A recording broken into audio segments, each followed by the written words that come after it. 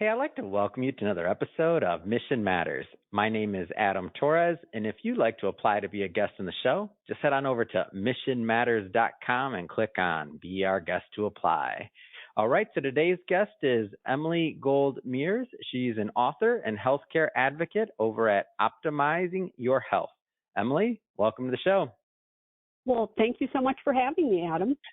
All right, Emily. For my long-term listeners, they know this. I love promoting authors. I love promoting books. I'm a huge fan and advocate of getting your word out there and sharing your message through books. So I guess just to get us kicked off, what inspired this book? Well, I was inspired to write this book when my father became ill. My father had and ultimately died from vascular dementia. And I watched how the healthcare system, the conventional healthcare system, handled his disease, and I was kind of horrified. I mean, there was no emphasis on actionable areas of his health like sleep and exercise and nutrition. Instead, they just kept plying him full of pharmaceutical after pharmaceutical, none of which did any good, many which caused other symptoms. And I began researching to see if there was something I could find that might slow the progression of his disease. And what I found was kind of grim, that despite billions of dollars allocated to research for these neurodegenerative diseases that are increasing in numbers, and many brilliant scientists who have devoted their lives trying to find cures, there has been almost no meaningful progress. So what I did was I expanded my research because I was looking for something hopeful, something optimistic, something that we could sink our teeth into. And what I found, in fact, was quite optimistic. And that is that most of these chronic diseases have a very small genetic component, maybe 5 to 10%, despite what a lot of articles say. And that means that 90 to 95% of these chronic diseases are due to environment and lifestyle. And the reason why that's great news is because we have some control over our environment and we have a lot of control over our lifestyle choices. And when I say chronic diseases, I'm including cancer, autoimmune disease, cardiovascular disease, neurodegenerative disease, and metabolic disorder. And that's pretty much what plagues our country. But there are things that can be done and that people need to know that there are many things that they can do to, at the very least, postpone the onset of these diseases. Now, were you in healthcare originally, or was this kind of a transition over into healthcare altogether? Not just this book, but just this, this passion. Total transition. I was a lawyer, a practicing lawyer. I did not love the practice of law. So you used those research skills that you developed as a lawyer used for this. Am I off? This is interesting. Exactly. I did not like the practice of law, but I gained great research skills. And one needs to do research because so much of the information out there is misinformation, and one has to be able to sift through the bad information and get to the evidence-based information, particularly with social media, and there are these influencers who are putting out stuff that's just not accurate. And it's confusing to the layperson. And so I found that I was able to go to the information. I have 200 footnotes in my book to make sure that it's evidence-based, and I can go to the clinical studies and the research and kind of synthesize it down so that the everyday health consumer can access it more easily. That's interesting. And so as you're going through this research process, and I'm sure there were many moments, but is there anything that surprised you? Like as you started going down I call it the proverbial rabbit hole, but whatever we want to put in the place of my words, is there anything that surprised you as you started digging into this process? That's a great question because yes, in fact, there was. I actually have an entire chapter in my book about clinical studies, and I had to sanitize the chapter quite a bit because of my publishing company. But now, since the book was released... That's a good word, Emily. Very specific. Good. Go ahead. Well, it was a shock to me because everyone has relied on these clinical studies, the randomized, placebo, double-blind studies as the gold standard. And in fact, we don't really have anything better, but one has to be very careful. And what I learned about these studies is you can't take them at face value because it depends upon who's sponsoring the study, who are the participants in the study. Oftentimes, the participants in these studies, they're not representative of the public. And the people who sponsor them, they have a specific outcome in mind. And we're now finding in the last year, there have been so many of these studies retracted from high-level scientific journals because it has been found that the studies have been manipulated and doctored. I mean, we found that the head of Stanford Medical School lost his job for manipulating the data in one of his experiments. And this is across the board. It's becoming more and more prevalent, which is rather shocking. At least it was to me. Yeah, it's like at the end of the day, I mean, the individuals that are participating doing this, people have interests, right? For whatever reason. And to think that, at some point somebody's self-interest can't alter something. I mean, we're still human, right? So why people make the choices they make, not beyond the context of our little podcast interview, right, Emily? But this is good because this lets our listeners know some reasons why they should go pick up a copy of that book, because that's super interesting to see as you were. I don't know if I call it, or you correct me. This is a little investigative work over here, right? To a degree, there is. For instance, just last week, there was a study that was released that got a ton of attention that intermittent fasting is now associated with higher cardiovascular disease risk. And everyone went crazy because a lot of people trying to improve their metabolic health, they do intermittent fasting, which is also known as time-restricted eating. You just eat your meals in a particular time window rather than eating all day and all night. And the study came out and was alarming to many people. But in fact, if you dug a little deeper, you found it was a terrible study. And for so many reasons, it should be discredited. And probably the news will come out that the people were left to self-report, which is inherently unreliable. Nutrition studies, which is why we're constantly hearing eggs are good for you, eggs are bad for you, coffee is good for you. We hear all these conflicting information, and it leaves the consumer confused. And part of it is because these nutritional studies are not conducted in a laboratory setting. They're done by handing the people questionnaires to fill out.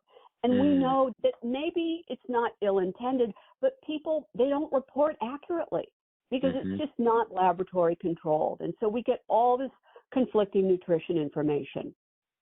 Well, speaking of information and optimizing your health, we talked a little bit about, some of the challenges, some of the problems up to this point. Like, what are some of the solutions or the things that you propose in the book so we can give our listeners some things to consider? Well, there are so many solutions, which excites me, because once you take control of your health, you can really, we used to think that aging and disease and all of that was going to happen without our control, but it isn't true at all. I have 19 chapters, so it's hard for me to pick any one, but if I'm pressed to pick the top three, I would say the top three things that people should do are optimize your sleep. Sleep is so critical, and there's so many people who get inadequate sleep in this country. And there are ways that you can do it that are free and that don't have any bad side effects. You can optimize your sleep. And that's very important. Sleep is when we heal. It's when we regenerate. That's one. The second one is your gut. Recently, there has been so much discovered about the gut microbiome. And one of the main things is that the gut microbiome is connected to everything. It's connected to our brain, to our vagus nerve, and it impacts everything. And if you are walking around with some gut dysbiosis, which simply means an imbalance of good versus bad bacteria, then you're going to have a hard time optimizing anything else. And so there are things that you can do to alter your gut dysbiosis or improve it. And the third thing, it's hard for me to pick a third thing. Oh, toxins, I would say. I would say toxins are my third thing because I'm convinced that is a component of every disease. We're reading now that cancer is on the rise for young people. And part of that, I have to believe, is the toxin exposure.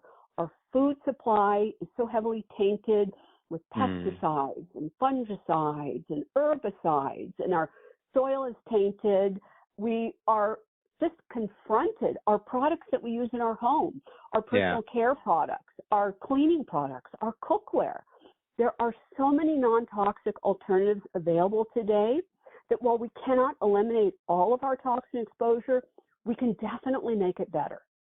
Mm. I mean, I've always had these conversations, and by the way, I have zero medical background. I've done no research on this, Emily, but these are just my fantasies in my head. And I'm like, and when I'm talking to friends and otherwise, and I'm like, my grandparents lived to be, in their 90s, like pretty much all of them, at least on my mom's side, and they lived pretty old. And I was like, man, but they had, they lived a solid like 30 years minimum, maybe 40 years with like real food and like not Yeah. with the of their life, especially in the developmental years, right?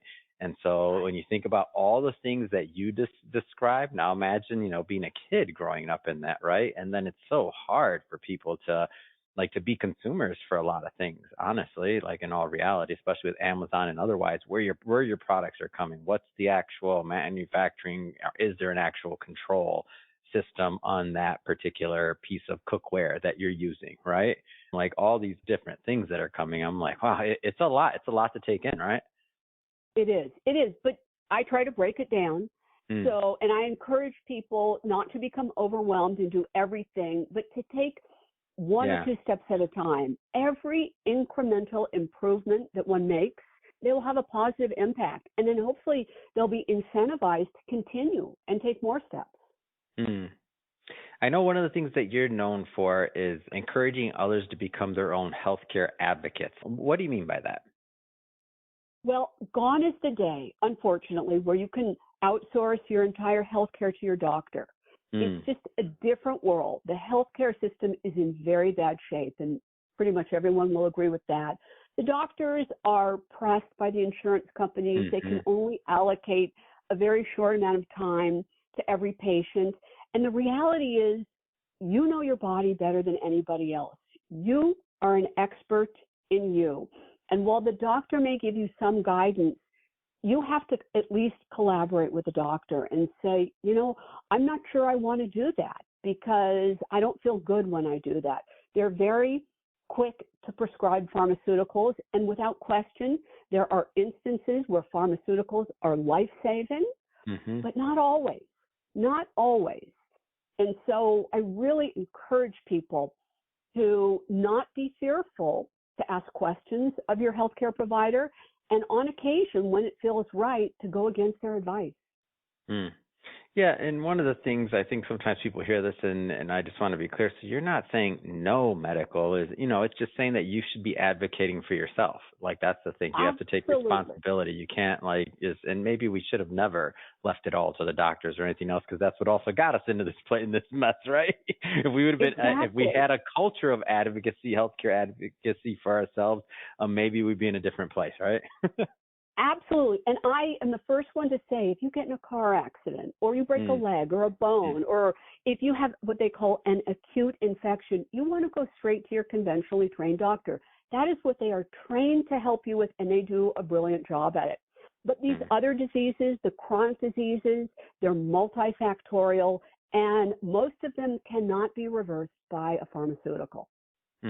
So I want to give the audience a little bit of a flavor for the content in the book. So we don't have to do too many spoilers here, but either a story from the book, a clinical study, a discovery, something for the book just to kind of whet the appetite of the listener.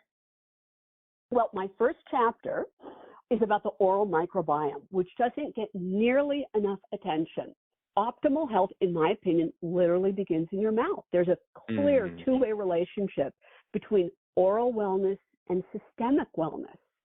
And they have recently found that there is a link between periodontal disease. In particular, there is a bacteria called P. gingivalis and Alzheimer's disease. They have found in people who die with Alzheimer's that they had this bacteria, which starts in your gums, P. gingivalis, they found it in the brain. And so I encourage people to also begin with their oral health. Make sure that you swap out your products. The toothpaste that that we see the most marketing for, that we're most familiar with, they have some bad chemicals in them. And I would suggest switching those out. The other thing is, don't use an alcohol-based mouthwash. What that does is it kills all the good bacteria on your tongue along with the bad bacteria. And that good bacteria is responsible for producing nitric oxide, which is really an important component of our health. So that's sort of an easy start to swap out your toothpaste, get rid of the alcohol-based mouthwash.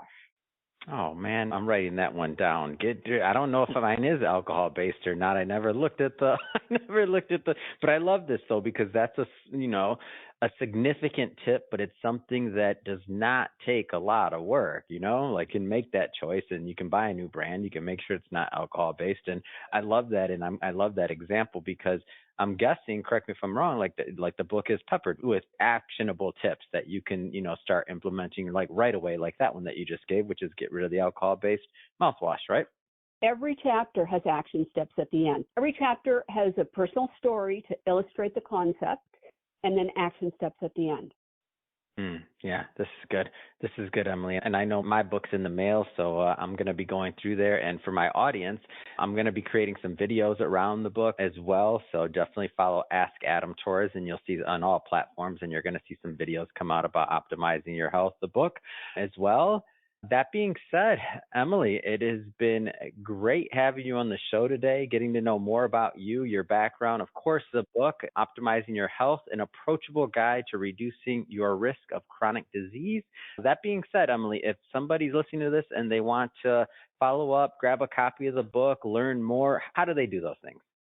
Well, the book is available on Amazon and all online booksellers, and I have a website, emilygoldmears.com, and my social media, LinkedIn, Instagram, and Facebook business are all Emily Gold Mears.